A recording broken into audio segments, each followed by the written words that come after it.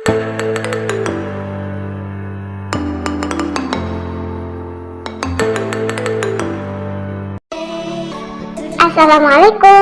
Perkenalkan, namaku Elsa Aryani, NIM 1810910097. Di sini aku mau menjelaskan tentang penggambaran relief yang merupakan tugas mata kuliah kartografi. Nah, di video selanjutnya akan aku terangin apa sih penggambaran relief itu serta macam-macam di dalamnya. Oke, kita langsung aja simak pada video selanjutnya. Selamat menikmati. Di sini kita akan membahas mengenai penggambaran relief. Apa sih penggambaran relief itu? Materi yang pertama, mengenal simbol relief. Yang kedua, fungsi, sifat, karakteristik, dan bentuk kontur. Dan yang ketiga, pembuatan kontur dan profil. Oke, yang pertama mengenal simbol relief. Daratan di muka bumi tidak rata, tetapi bervariasi, yang berupa daratan dan juga lautan. Penggambaran bentuk-bentuk muka bumi dapat digambarkan melalui peta dengan menggambarkan dalam sebuah simbol. Relief sendiri merupakan tinggi rendahnya permukaan bumi. Metode dalam penggambaran relief terbagi menjadi 4. Yang pertama, spot height, yang kedua, hatchuring, yang ketiga, plastic shading, dan yang keempat, contouring. Pertama, spot height. Spot height digambarkan sebagai pedoman untuk menentukan tinggi suatu tempat dalam bentuk simbol titik. Di bawah sudah ada contoh dari spot height. Yang kedua, hatchuring. Cara penggambaran relief dengan garis-garis yang jaraknya sama dan arahnya sesuai dengan arah lereng setempat, sedang tebal tipisnya sesuai dengan kecuraman lereng. Di bawah sudah ada contoh dari gambar hatchuring. Ketiga, plastic shading. Prinsip dari penggambaran plastic shading yakni permukaan bumi diberi penyinaran sehingga hasilnya seperti potret tidak berwarna dari relief model. Nah, di bawah sudah ada contoh dari plastic shading. Terakhir, contouring.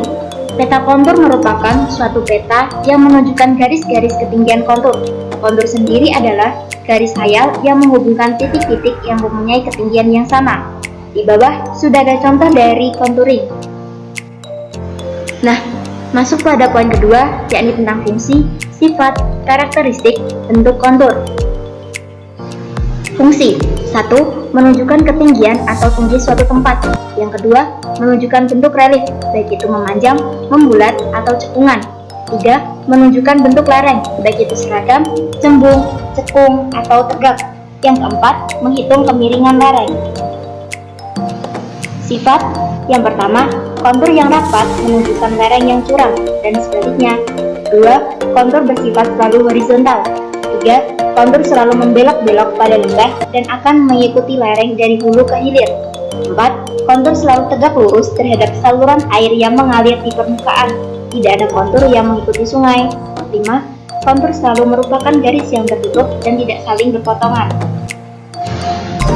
Karakteristik. 1. Merupakan kurva yang tertutup dan tidak pernah berpotongan. 2. Selalu bersifat horizontal.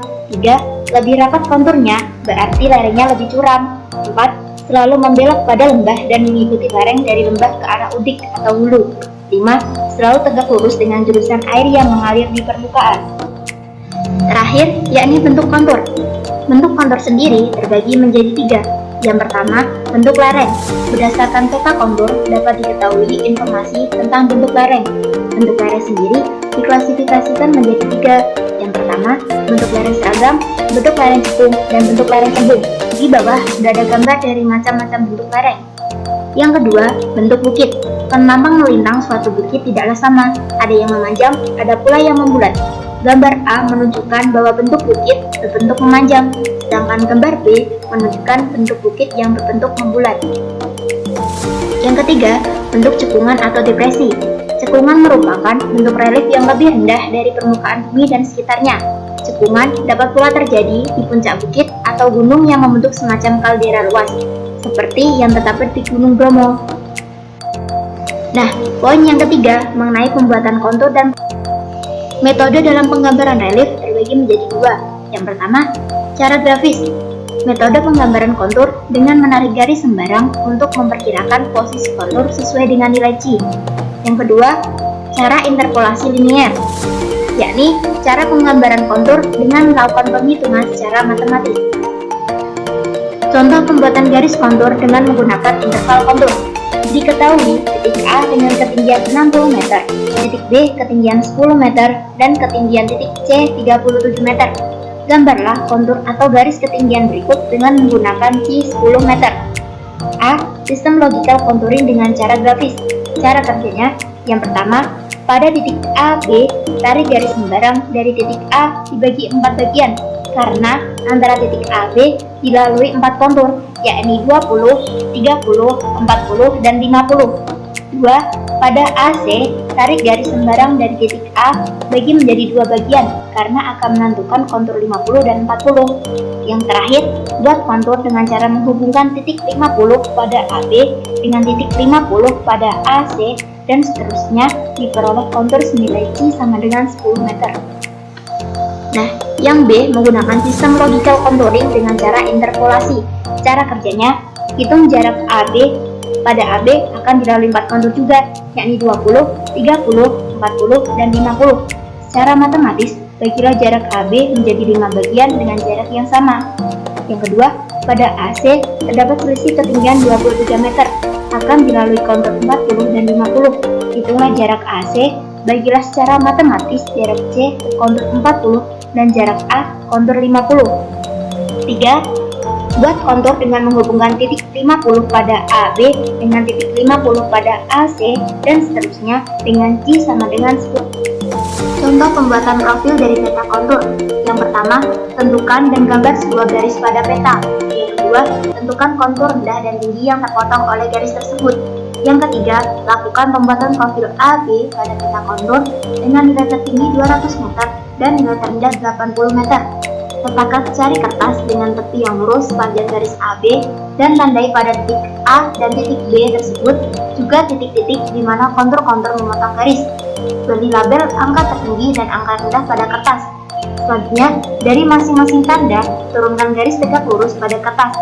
Sejajarkan dengan pinggiran yang sudah ditandai gambar garis-garis paralel dengan skala yang sesuai untuk menentukan angka tinggi dari masing-masing kontur yang dipotong oleh garis AB, yaitu 80 sampai dengan 200 meter. Selanjutnya, buat tanda pada setiap vertikal di mana memotong skala tinggi sejajar sesuai dengan tingginya pada garis AB. Gabungkan tanda-tanda ini dengan suatu garis kurva halus yang memungkinkan untuk membentuk lereng permukaan kontur-kontur.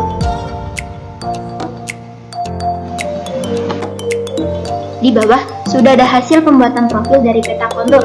Gambar A menunjukkan peta kontur dengan garis AB, sedangkan gambar B profil AB yang dihasilkan dari peta kontur tersebut. Demikian materi yang sudah aku jelaskan tadi, semoga bermanfaat. Mohon maaf apabila ada kesalahan. Tinggalkan pesan jika ada kritik dan saran. Salam kartografi, saya Elsa Aryani.